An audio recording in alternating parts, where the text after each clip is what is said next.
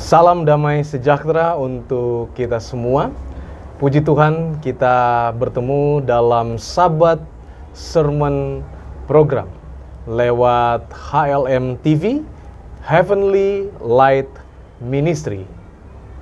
Lighting the world, serving the Lord. Bersama saya, Pendeta Dale Sompotan. Judul firman Tuhan kita pada hari Sabat ini adalah Janji Tuhan. Sebelum kita akan membahas lebih dalam akan firman Tuhan kita pada hari Sabat ini, mari kita tunduk kepala dan kita berdoa. Ya Tuhan, Bapa kami yang bertakhta di dalam kerajaan sorga, Engkau Allah yang baik, Engkau Allah pencipta, pemelihara, penebus kehidupan kami. Kami datang kepadamu memohon kiranya kuasa Roh Kudus sorga bersama-sama dengan kami, manakala kami akan mempelajari, membahas akan firman Tuhan dengan satu tujuan supaya kami boleh mengerti firman itu dan selanjutnya kami boleh menjadi pelaku-pelaku firman yang setia kepada Tuhan di dalam kehidupan kami masing-masing. Terima kasih Tuhan, berbicaralah karena kami siap mendengarnya. Di dalam nama Yesus kami berdoa. Amin. Pernahkah saudara memperoleh janji dari seseorang? Sudah pasti kita pernah memperoleh janji dari seseorang. Entah itu keluarga kita, istri, suami, orang tua, anak-anak kita. Ataupun entah itu dalam pekerjaan kita. Bisa saja janji itu datang dari atasan kita, ataupun rekan kerja kita. Atau bisa pun bawahan kita. Ataupun dari siapa saja, yang pasti janji itu ada di dalam kehidupan kita. Dan kita sering atau paling tidak sesekali menerima, mendengar yang namanya janji. Pada saat ini kita akan berbicara tentang janji Tuhan bagi kita. Apa bedanya janji dari manusia dengan janji dari Tuhan? Satu hal bedanya, janji dari manusia memang mungkin ada yang ditepati, tapi kadangkala ada yang tidak bisa ditepati. Sementara itu, janji dari Tuhan itu pasti ditepati.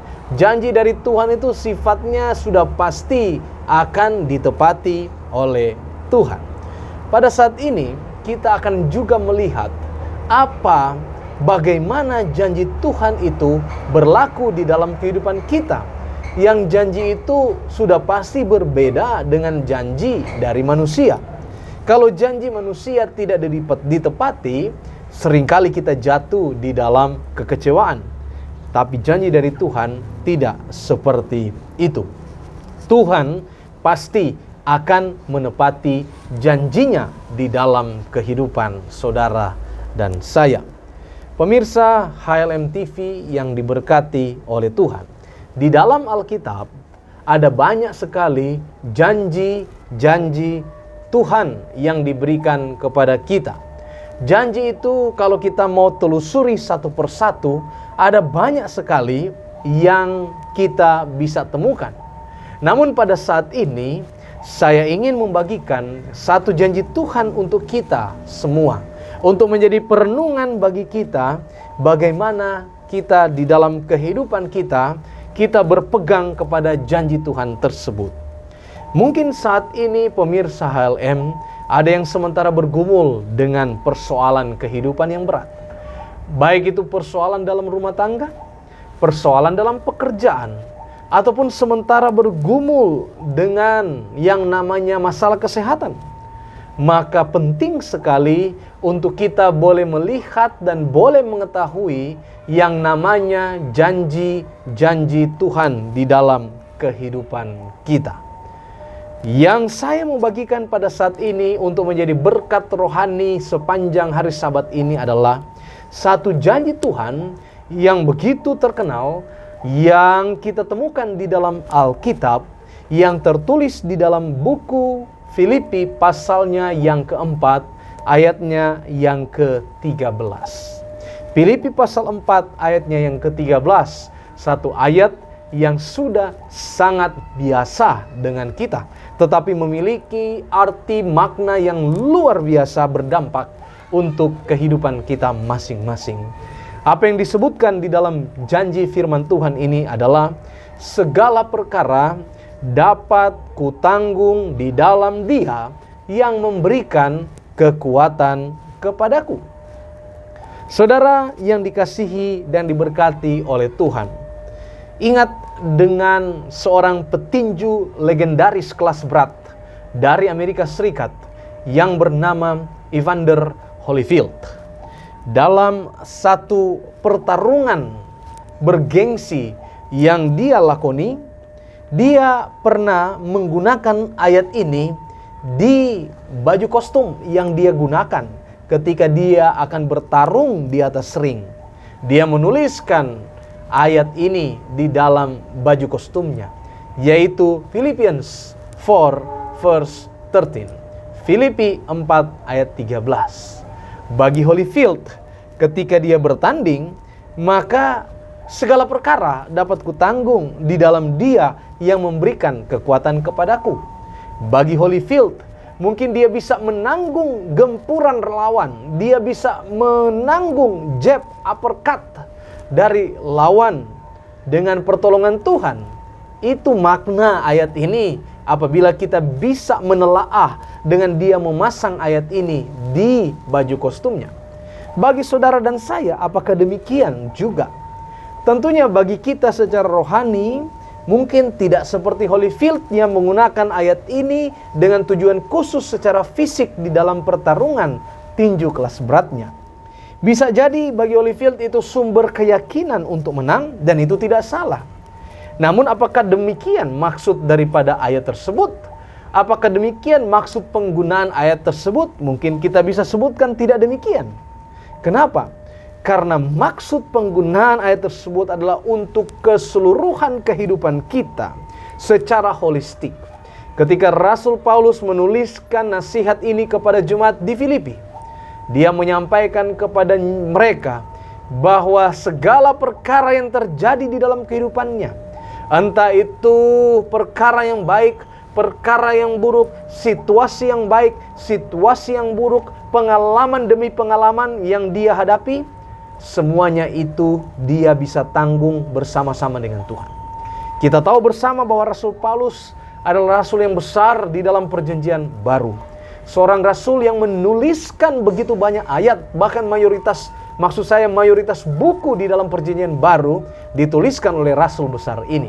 Seorang rasul yang mengadakan kurang lebih 3 kali perjalanan misionaris mengelilingi Asia Kecil.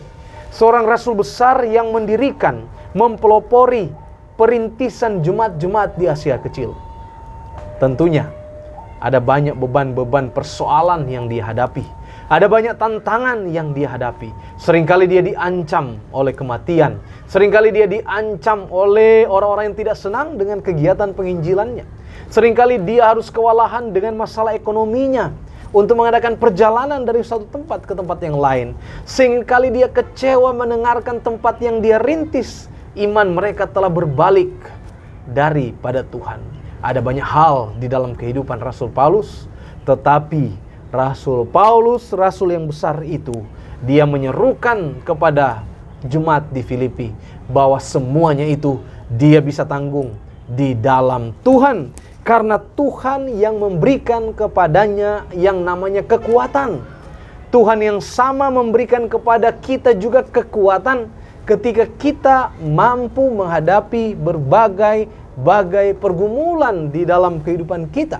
Mungkin tidak seperti Rasul Paulus, tetapi bisa saja mirip-mirip pergumulan, tantangan, masalah yang kita hadapi.